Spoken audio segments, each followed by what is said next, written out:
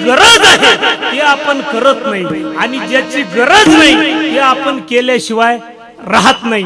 एक पाटील होता, गावचा पाटील होता, एक पाटील होता आणि त्या पाटलाला 3 बायका होत्या। नीट ऐका, बारकाई नाही का। एक पाटील होता, त्या पाटलाला 3 बायका होता। पाटील असा रंगेल होता ना, असा शौकीन होता महाराज, त्याची फक्त 2 बायका त्याच्या आवडत्या होत्या आणि एक नावडती होती। पाटलाच्या 2 बायका आवडत्या आणि एक नावडती। पाटलांनी पहिली बायको केली होती, नीट ऐका, पाटलांनी पहिली बायको केली होती फक्त पहाणे, फक्त पहाणे। खुरपायला गेली ना तिच्या पाठीमागच उभा, पाण्याला गेली तिच्या पाठीमागच उभा, फक्त पहाणे। पाण्यासाठी पाटलांनी पहिली बायको केली। पाटलांनी दुसरी बायको केली, नीट ऐका, पाटलांनी दुसरी बायको केली फक्त फिरण्यासाठी। गोव्याला गेला, लोणावळ्याला गेला, खंडाळ्याला गेला, आळंदीला गेला, पंढरपूरला गेला, फक्त ती बायको संग न्यायची, दुसरी बायको केली। आणि पाटलाची जी खरी बायको होती लग्नाची, तिच्याकडे पाटील डुंकून सुद्धा पाहत नव्हता। तिला ना वस्त्राची गरज ना अन्न पाण्याची काळजी घेत होता, पुढे नेण्याचा विषयच नव्हता। खरी लक्ष्मी त्याची ती होती। मग जो तिला गोव्याला नेत होता तिच्यासाठी पाटलाने अनेक प्रकारचे तिचे लाड पुरवले।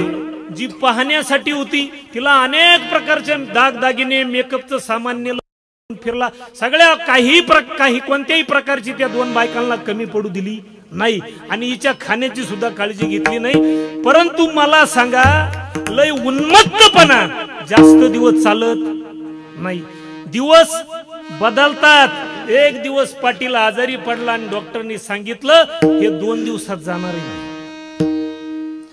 मग पाटलाला वाटलं आपण आयुष्यभर देवाचं नाव घेतलं नाही, कुठं यात्रेला गेलो नाही, कुठं पंगत दिली नाही, कधी गंधावाल्याला कधी माळकऱ्याचा चरण स्पर्श केला नाही, कुठं भक्ती केली नाही, कुठं नामस्मरण केलं नाही, काहीच केलं नाही, फक्त बायका घेणे आणि फिरणे।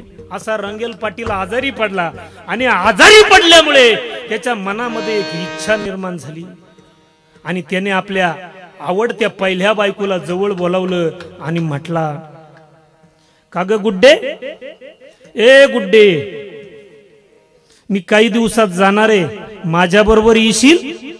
आता ऐका, मी जाणार आहे, माझ्या बरोबर येशील आणि तू माझ्या बरोबर यावं ही माझी शेवटची इच्छा। तू सुंदर आहे, तरुण आहे, तुला मी गोव्याला घेऊन गेलो, खंडाळ्याला घेऊन गेलो, लोणावळ्याला घेऊन गेलो, कोणत्याही प्रकारची मी तुला कमी पडू दिली नाही, म्हणून माझी इच्छा आहे तू माझ्या बरोबर यावं। आता गुड्डी काय म्हटली ऐका, गुड्डी म्हटली, ए पाटील, मलाही गण तुमच्या बरोबर यावं वाटतंय, लटक म्हणणं बरं का, मला बी तुमच्या बरोबर यावं वाटतंय, परंतु तुम्ही गेल्यानंतर तुम्ही जी ही प्रॉपर्टी कमावली ती सांभाळील कोण? मला थांबावंच लागेल, मला नाही येता येणार। पाटलांनी त म्हणताच तप्याला ओळखून घेतलं। मग पाटील म्हणला, जी दुसरी बायको आहे, जी बायको आपण पाहण्यासाठी केली, तिला अनेक मेकअपचं सामान घेऊन दिलं, तिला 20-20, 25-25 हजाराचा पैठणी शालू घेऊन दिला, तिच्या वजनापेक्षा दागदागिने आपण तिच्या गळ्यात घातले, ही आपल्या बरोबर आल्याशिवाय राहणार नाही। तिला बोलावलं, म्हणे, अगे ए छकुले, ए छकुले, माझ्या बरोबर येशील? काय म्हणतोय पाटील, माझ्या बरोबर येशील?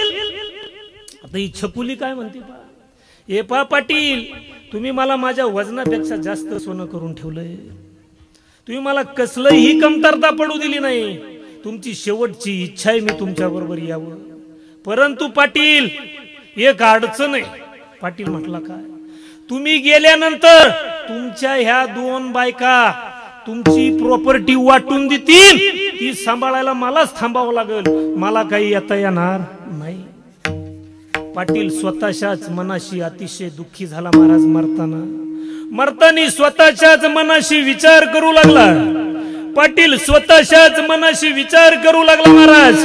कधी मी आळंदीला गेलो नाही, कधी पंढरपूरला गेलो नाही, कधी सप्त्यात 50 रुपये वर्गणी दिली नाही, कधी काही पुण्यकर्म मी केलं नाही, कधी नामस्मरण केलं नाही, कधी वारकऱ्याची, माळकऱ्याची, गंधावाल्याची, माता भगिनीची सेवा केली नाही, परंतु या 2 बायकांसाठी मी संपूर्ण आयुष्य माझं खर्च केलं, या माझ्या बरोबर शेवटच्या क्षणी येऊ शकत नाही, याचा अर्थ आपलं कुठंतरी चुकलंय आणि देवा आता माझ्याकडे वेळ कमी राहिलीये, मी आता काय करू हा विचार पाटील करत असताना पाटलाची खरी लग्नाची बायको लक्ष्मी न पाटलाने न बोलावता तिथे आली आणि पाटलाच्या चरणाजवळ येऊन बसली आणि पाटलाला सांगितलं, मालक तुमच्या डोळ्यात पाणी येऊ देऊ नका, मालक तुमच्या डोळ्यामध्ये पाणी येऊ देऊ नका, मी तुमच्या लग्नाची बायको आहे, तुम्हाला वाईट वाटू देऊ नका पाटील, तुम्ही माझ्याकडे ढुंकून पाहिलं नसेल, मला कधी पातळ घेतलं नसेल, मला कुठं फिरायला नेलं नसेल,